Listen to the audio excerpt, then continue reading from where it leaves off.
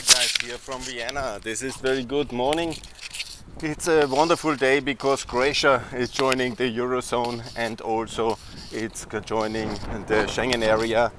Now at the 1st of January, Croatia will be in this beautiful Eurozone and that's very, very wonderful. I want to call here now also for Bulgaria to do the same, and that's more or less decided and they are packed. That's good. But it would be also very good if we go ahead with Romania. And here there is a huge lack of political will in Romania and in the EU. In the EU it's based on racism and lack of confidence of our elites. And in Romania they have not this stamina to fight such injustice. They are a bit confused. And of course, you know, technically, fiscally, Romania and Bulgaria are ready. So it is a very good idea to push for Romania and Bulgaria to be in Euro and in Schengen in this mandate now by 2024. And this is a sign of huge unity and of progress of the EU.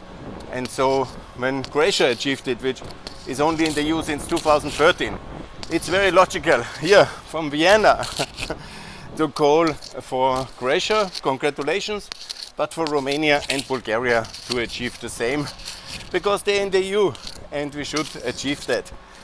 And that would be really very significant to have this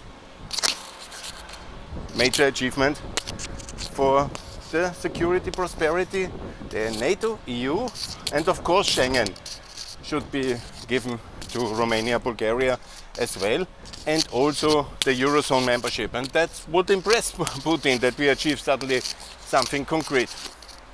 That's the first thing I want to say on this amazing, beautiful morning of this celebration for Croatia. Let's not forget, this is very good for Austria. It makes Austria rich because this was the capital of Central Europe. Of course, if these countries join, that will be more people coming, more prosperity. We lifted up all the boats. This is the way Europe works. So that would be very good. Also, we have this historic achievement of Sweden and Finland joining NATO now. Sultan will be managed. And situation is now that Austria should also join. And the good news is Denmark has made this historic agreement yesterday. Another historic breakthrough to finish the opt-out on EU security integration. Wow! Another taboo is broken. Now it would be good, of course, to Denmark also to opt in for the Eurozone, because they're only packed, like Bulgaria. They could easily also adopt the Euro. That would be next step. And of course for Sweden to do the same. Wouldn't that be wonderful? I mean, and then obviously in Poland there's a discussion about the Euro now. Czech Republic I hope as well. And yesterday the convergence report of the EU, that's basically if the countries are ready, they have some funny criteria like a price stability. Not a single country obviously in the Eurozone would fulfill that. They have a very funny one about not fulfilling the exchange rate mechanism. If you're not in the EMR2, you don't fulfill it. I mean, it's a bit ridiculous what the EU on that one is doing.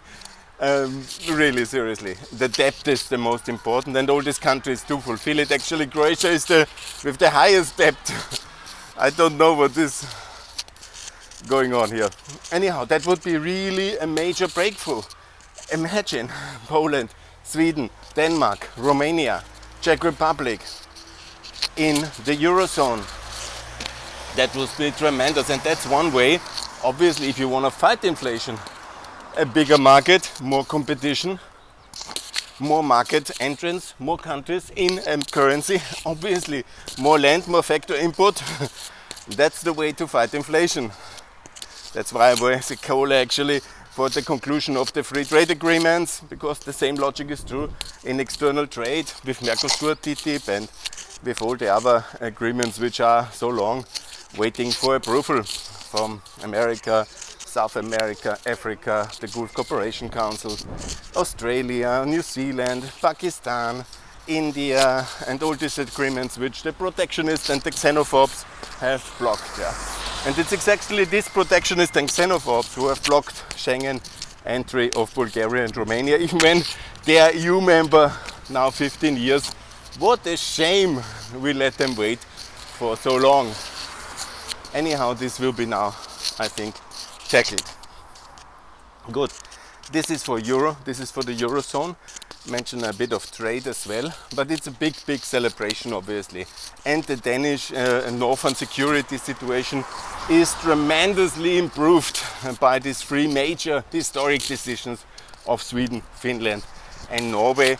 And when you look at the geography of Europe, obviously that matters really much. We lost the UK in the EU, big minus, but we got in now these three major achievements for Northern European security. That is very good. I just read the Bulgarians are in favor of Kosovo joining NATO. That was a big statement today. That is also very good. I'm very happy about that. And so we have significant progress on really a lot of fronts here, and we can be very happy for that. Good. So what else is on the progress side? Of course, not everything is so good.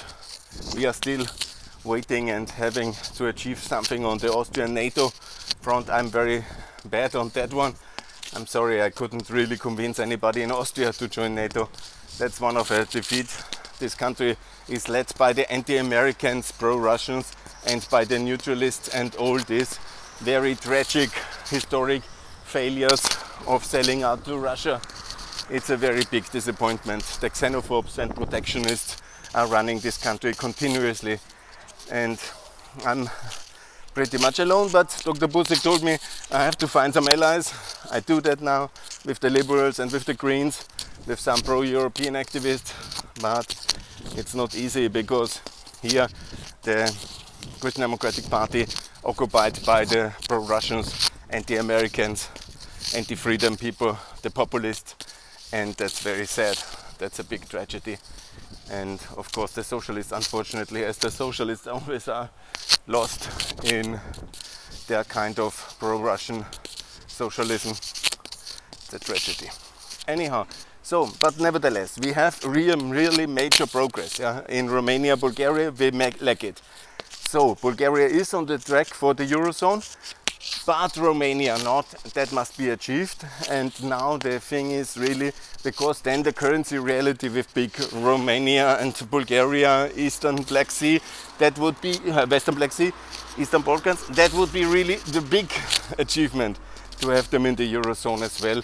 And from a strategic currency and security side and prosperity side, this would change the dynamic on the Black Sea very much. And never forget, the Black Sea is a European sea and not a Russian lake. Yes, I'm here now to celebrate.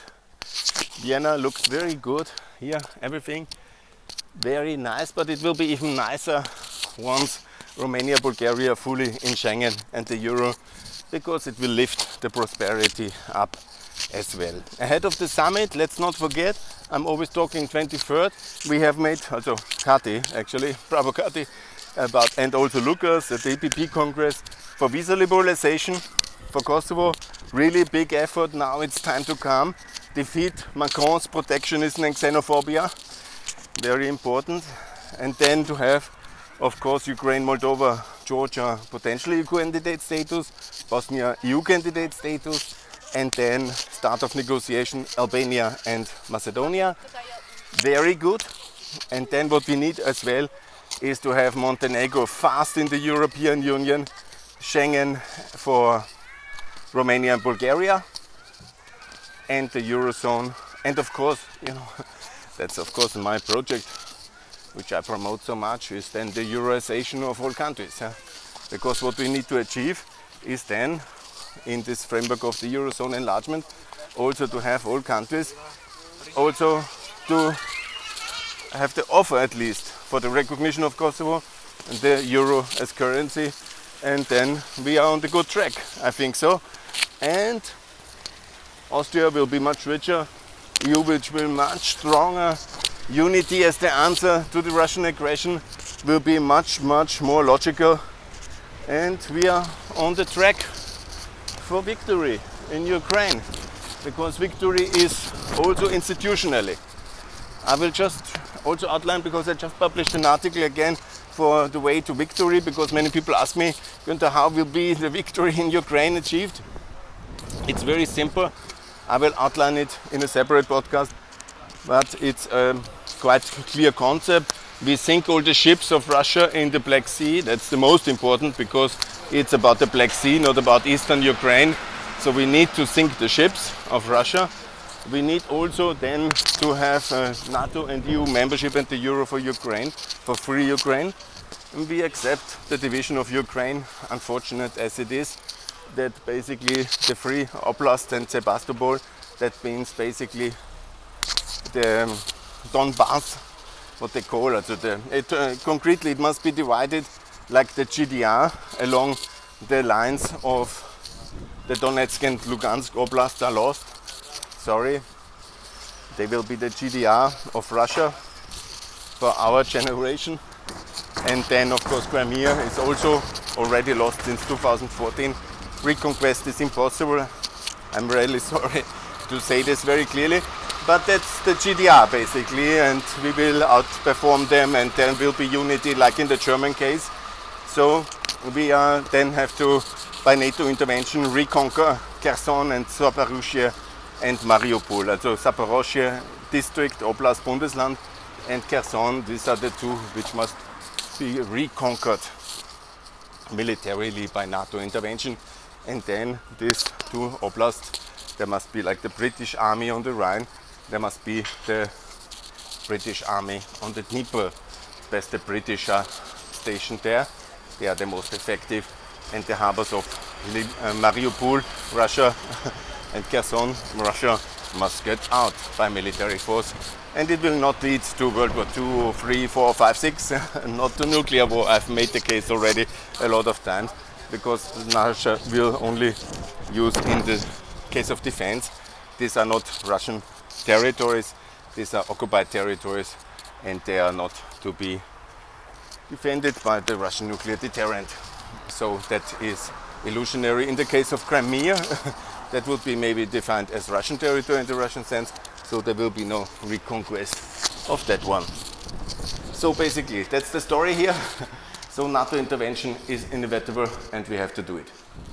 Yes, more to come on that one in my articles. And now, thanks a lot for listening. More to come from Pax Europiana. Bye.